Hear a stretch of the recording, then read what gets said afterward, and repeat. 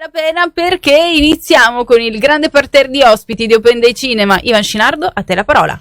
Sì, sono molto contento di aprire con una giovane cineasta. Lei è molto brava, nel senso che è una brava regista che si è specializzata negli archivi, e non è un mestiere facile quello della lavorazione e del maneggiamento dei materiali d'archivio. Istituto Luce Docet. Sì. Sai, negli ultimi anni il Luce ha fatto un lavoro di recupero e restauro strepitoso, e Giulia è molto brava in questo.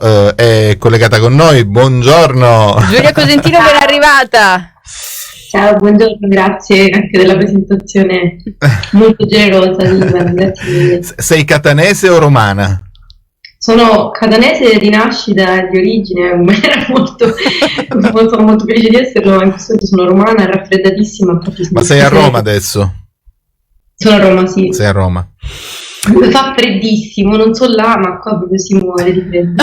No, qui fa freschetto, cioè sono i primi giorni di Manica Lunga. Ho messo uno spolverino stamattina, ero sì. sullo scooter, ci stava. Sì, anche qui comunque le temperature sono calate.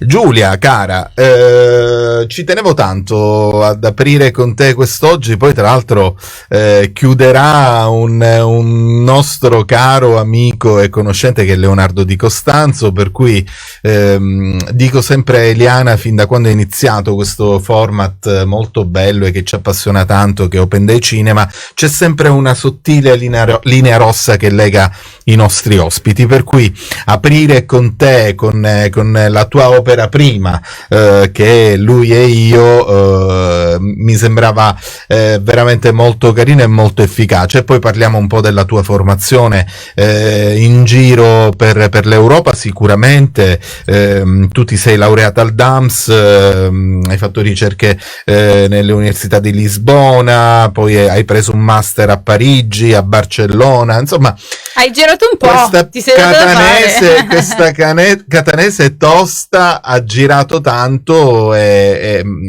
ovviamente posso dirla la frase alla radio, non se la Qual tira è? per nulla. Ok. Si può dire, Giulia? Vabbè, ma abbiamo appena iniziato, dobbiamo vedere a fine collegamento se... La lascio a te. Io sono troppo di parte. Diciamo che con questa presentazione non posso quindi tradire questo commento, no? Comunque sono molto felice anche appunto di essere con voi, e oggi ci sarà anche Leonardo Di Costanzo, che è comunque un regista che amo moltissimo, una persona che stimo tantissimo, quindi sono molto contenta che tu abbia creato questo legame e questo filo rosso di cui parli, perché insomma è un onore per me. Ci puoi raccontare di Lui e io?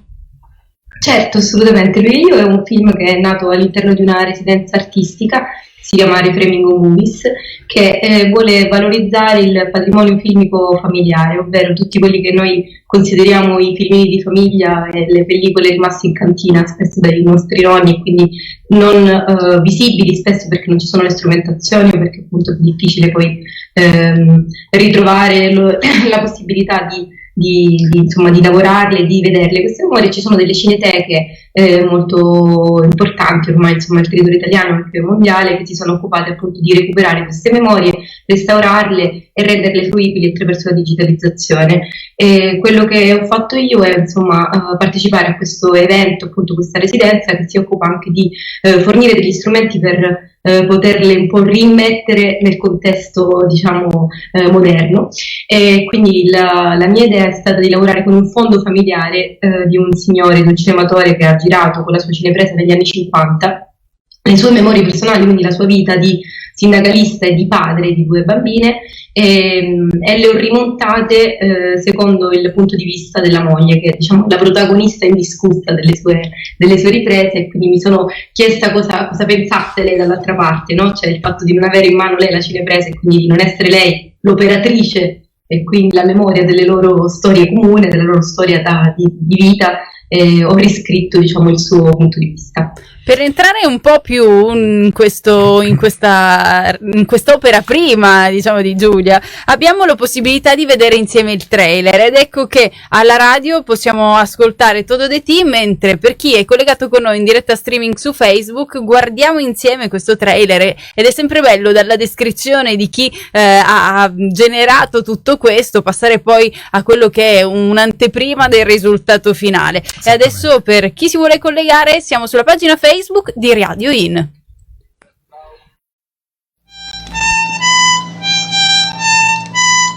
Lui è sempre caldo, io sempre freddo. Lui sa parlare bene alcune lingue, io non ne parlo bene nessuna. Lui si oppone ai missili e difende la vita. Una vita con la V maiuscola. Io non mi oppongo a nulla e difendo la mia piccola casa, le nostre piccole vite.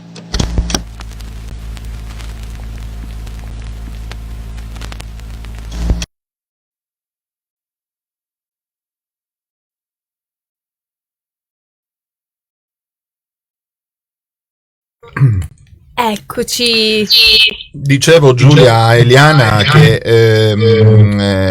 sembra un'operazione sento un semplice ritorno di il audio. maneggiamento delle Ok. immagini d'archivio, non lo è assolutamente, perché richiede un certosino lavoro, un po' come l'archeologo che deve andare con il pennellino a scoprire i tesori. In questo caso tu ti sei specializzata appunto sul riuso delle immagini, e quindi questo lavoro nasce anche da un percorso formativo d'eccellenza importante.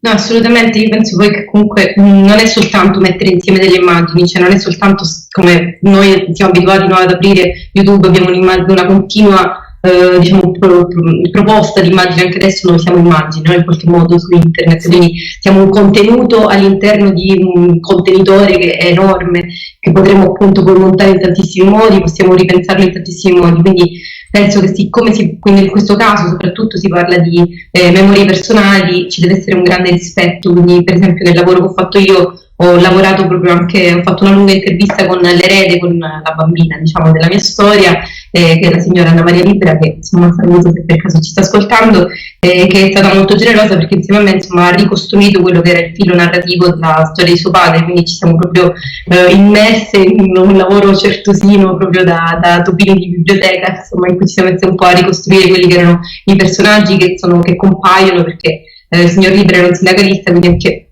aveva una vita politica molto attiva, e ci sono tantissimi anche uomini, diciamo, del tempo di cui abbiamo quindi traccia visiva in qualche modo, in cui si possono ritrovare, quindi ci sono dei fili conduttori poi tra quelli che sono anche in questo caso tra gli archivi, la storia, insomma, e anche il cinema, no?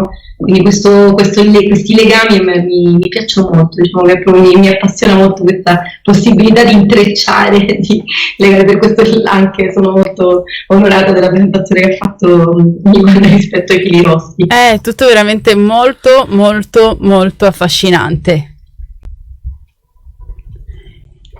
Mentre in radio abbiamo ascoltato Todo de Ti in diretta streaming sulla pagina Facebook di Radio In, abbiamo avuto modo di vedere il trailer di Lui ed Io e approfondire insieme a Giulia Cosentino il lavoro che sta dietro a tutto questo.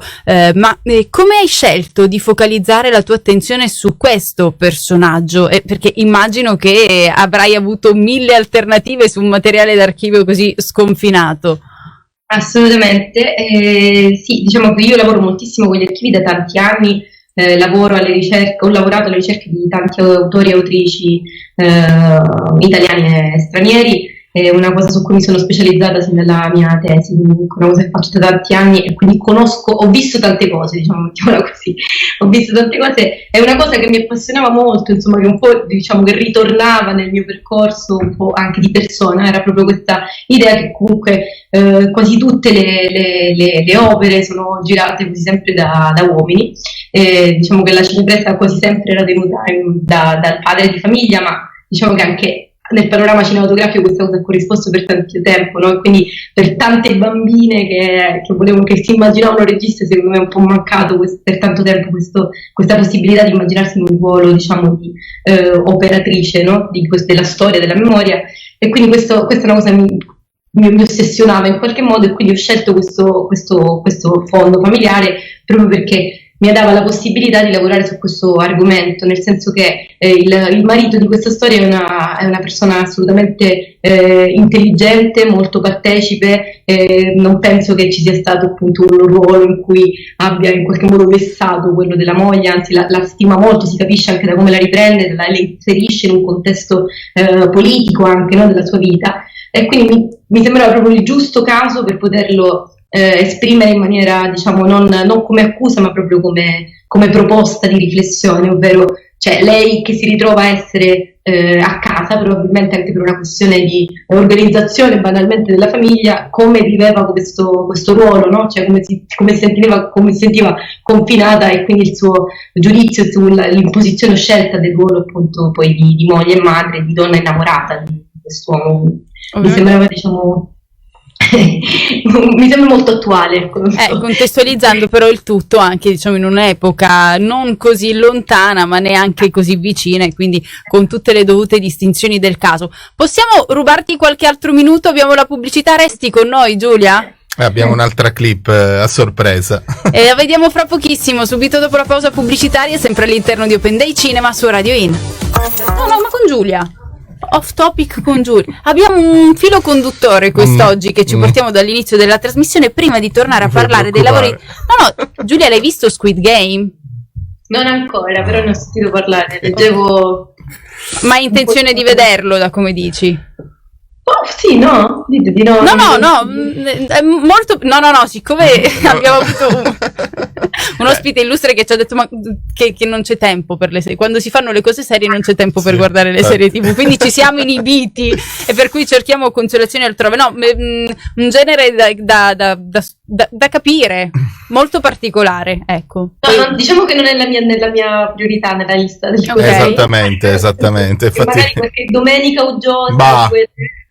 Ma non lo è neanche devi per fare me scorrere la tua scaletta. Io non so Giulia. voi se capita avere, per esempio, il mio compagno ha insistito tanto, dice io voglio vedere, io non l'avrei messo mai, però ora che è iniziato, sì, per curiosità viene fuori, e quindi niente, questo era un po' fuori dall'argomento. Perfetto greggio, questo.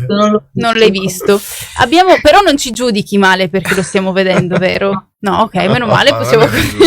Bravissimo. Esatto. Abbiamo un altro video da vedere. Ma sì, è un video che, voglio dire, ieri riflettendo un po' sulla nostra intervista, Giulia, Birichina, non mi avevi detto di una tua partecipazione, di un tuo cameo nel film di Pietro Marcello, Martin Eden, dove tra l'altro lo dissi a Denise Stardisco, tu sei nel film l'amica Margherita del film, e quindi che cosa ho fatto, Eliana? Ho preso il film, mi sono andato a prendere un piccolissimo frammento, guardala. Momento shock? Sì, non me l'aveva detto. No, volevo ripaciarmi la parte che non mi avesse detto nulla per questa sua partecipazione. È stato l'aiuto regia di Pietro Marcello, sì. Vediamolo. Non mi da ballare.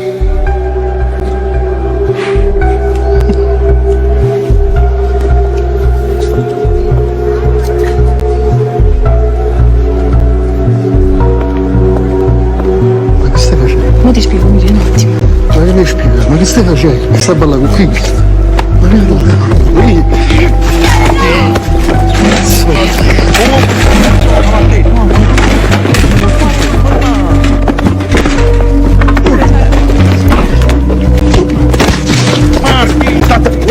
mi devo a casa, perché sei troppo.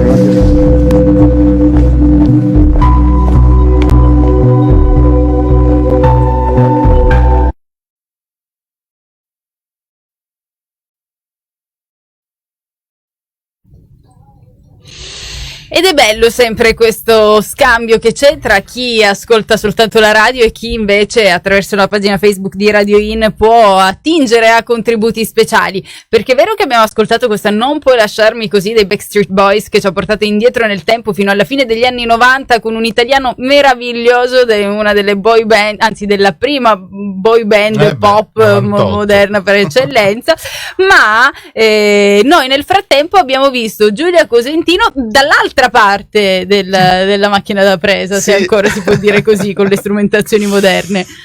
Diciamo che ha giocato in bilico in quel film, dalla parte del regista e questo piccolo cameo dove ti abbracci Denise in questa scena forte del litigio. Quella è stata un'esperienza bellissima, no Giulia? Quella del film. Diciamo che per me sono molto molto legata al film Martinez di Pietro Marcello. È un lavoro, ci ho lavorato per 3 anni, diciamo che è un po' la mia palestra, la mia scuola di formazione. Sicuramente ho imparato a fare tantissime delle cose che poi adesso insomma in qualche modo riporto nel mio percorso personale. Devo dire che il stare dall'altra parte non so se è una cosa che rifarò mai più, perché è stato molto molto strano. Ma com'è nata questa cosa? Com'è nata questa partecipazione poi? In realtà io ho lavorato al film per tantissimo tempo con Pietro e Maurizio alla scrittura del film, e quindi poi abbiamo iniziato un po' in una maniera molto, molto bella, perché anche molto rilassata, molto lenta, a immaginarci tutti quelli che erano poi i personaggi, cioè a renderli visibili, no? Quindi tutta la parte del casting che sembra...